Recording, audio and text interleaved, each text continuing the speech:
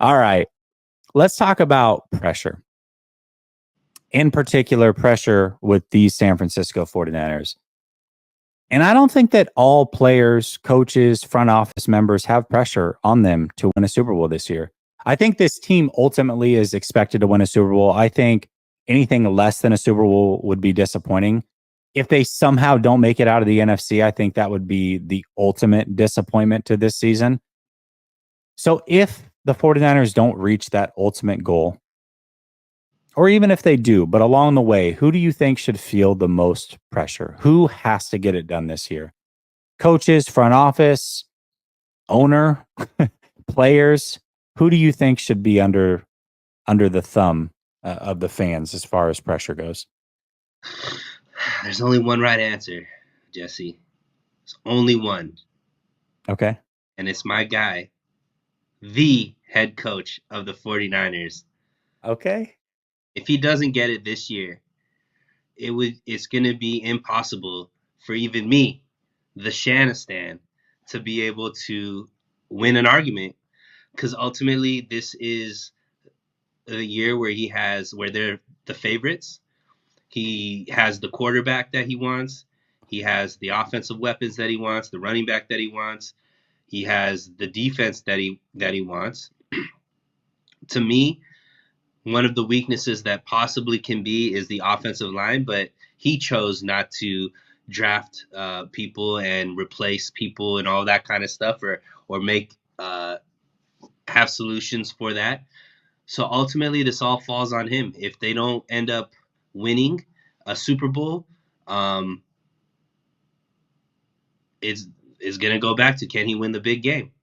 Is he up to the challenge? And fair or unfair, it's an argument that people have. People had that same argument against Andy Reid till he finally won it.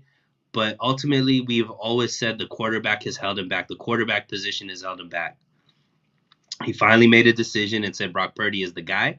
Brock Purdy has shown that he is capable of beating any big team.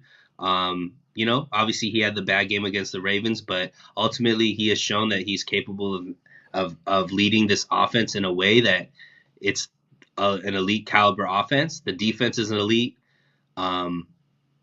If he doesn't get it this year, man, it falls on his shoulder, and ultimately we're gonna look at it and say, is he the right guy for the job? Yeah, I mean, I think that's for sure. That's for sure the answer. And everybody in the chat agrees that Kyle Shanahan is the one that's under the most pressure. I remember I tweeted out before the season started that this season, like it or not, for better or worse, is Kyle Shanahan. I refuse to blame, and I saw somebody put in the chat, I refuse to blame Brock Purdy in his first full year as to the reason that the 49ers don't ultimately get a Super Bowl. I just can't do it. It wouldn't be right. It wouldn't be fair. So I agree. Kyle Shanahan is the main person, but I do think there are some players that fall under that. And I think also John Lynch can fall into this category.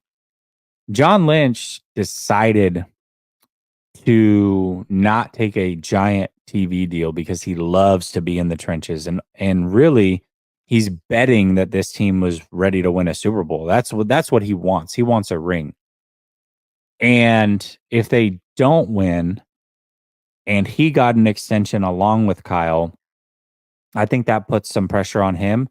And maybe the pressure's in his hands where he can say, hey, I'm going to go back and do TV now because it just ultimately didn't get it done. But I think that it might turn his hand on that. He might change his mind. So I think there's pressure on him. And I think all the players that are a little bit older on this team, I think there's pressure on them. I'm looking at guys like Armstead, Kittle, Trent Williams. Those players that were here the first time that are a little bit long in the tooth, this might be their real last opportunity to get it done. So I think there's a lot of pressure on them as well. Otherwise, they may never get another chance. So I think there is pressure on people other than Kyle, but the ultimate pressure, yes, 100% Kyle Shanahan. Absolutely. Yeah, I mean, I think people feel pressure, but ultimately the people that are going to be judged, I don't even think Lynch is going to be judged if they don't win. because ultimately his job is to get the best roster on there. He pulled the trigger, got Chase Young here. He's made the trades. I don't think anybody looks at this roster and says this roster isn't good enough to win a Super Bowl. So ultimately, that's what's in John Lynch's hands, right? He can't go out there and actually execute a game plan, create a game plan. His job is just put together a roster that's a Super Bowl caliber roster, and everybody believes that this roster is. So ultimately, I don't think you could blame John Lynch. The players, obviously, they play the game, but in their own position, they only could control so much, right? Armstead could only control so much. He could have a great game and they could still lose. It's not on Armstead. Fred Warner could have a great game. They could still lose. It's not on Fred Warner, right? Because it's 22 players on the field at all times. So the one person that the game plan is about, getting the team ready, the decisions throughout the game, all of that ultimately lands on Kyle Shanahan. And if he doesn't get it done, I know me being out on the limb saying, he is the second best coach in the playoffs and maybe even the best coach in the playoffs. It's going to be hard to argue against anybody that's trying to say you're wrong, Sunil, because ultimately, if he doesn't get it done with this roster and this route where you've mentioned the NFC is down, even though you say the AFC is tougher, I don't think there's any world beaters over there either where they're like significantly better than the 49ers. So ultimately, this is his best chance, best roster. It seems like all the stars are aligning. So if he doesn't get it this year, you're going to start asking the question, well, is he ever going to get it as a 49er, right? So I think that's where the pressure lies solely on his head. Yeah, and I think there's another element to this is what if they have another lead and they don't get it done? Like, how many times are you going to see that story play out before you're just like, I'm completely out? Now, I definitely think that there's a group of people that will never put full blame on Kyle. And ultimately, I think they're likely going to win the Super Bowl. So this is going to be a moot point in about 5 weeks ish. But if they don't, and if they blow another lead, oh, I don't know how you Jimmy justify G that is one. here to be blamed. Jimmy G is not here to be blamed. Exactly. So that's big. That's big. So I don't know. We'll see. We'll see how it plays out, man. Hopefully this pressure turns into diamonds and ultimately a Super Bowl ring. That's what we want to see. So Gammon says, who is your offensive MVP? Okay, he's got multiple questions here, so I'm gonna pull them down so that we can see your face. Who's your offensive MVP? CMC. Agree. Yes. He says, Trent, who is your defensive MVP? This one's tough, man. I'm gonna go with Ward. Ooh, I like it. Damn. This one is really tough.